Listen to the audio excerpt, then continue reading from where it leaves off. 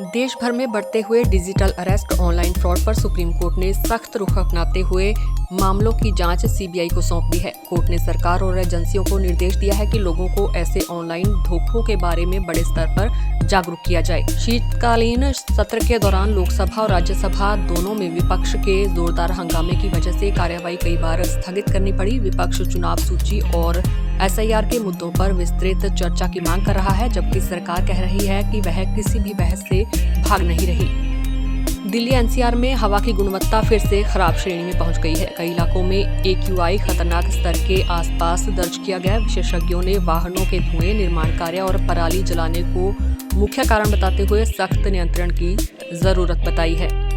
चक्रवात दितवा के असर से श्रीलंका और तमिलनाडु के कुछ हिस्सों में भारी बारिश व तेज हवाओं से हालात प्रभावित हुए हैं। भारतीय वायुसेना ने राहत अभियान चलाकर दर्जनों फंसे लोगों को सुरक्षित स्थानों पर पहुंचाया है। वहीं उत्तर भारत में सर्दी लगातार बढ़ रही है।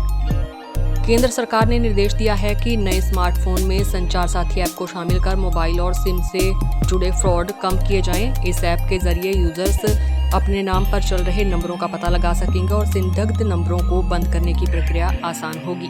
ताज़ा PMI डेटा के मुताबिक भारत की फैक्ट्री गतिविधि पिछले लगभग 9 महीनों के सबसे निचले स्तर पर आ गई है। कमजोर वैश्विक मांग और कुछ देशों की नीतियों के असर को इस सुस्ती की बड़ी वजह माना जा रहा है। आज के कारोबार में सेंसेक्स और निफ्टी दिन के दौरान रिकॉर्ड ऊंचाई के करीब पहुंचे, लेकिन अंत में हल्की गिरावट के साथ बंद हुए।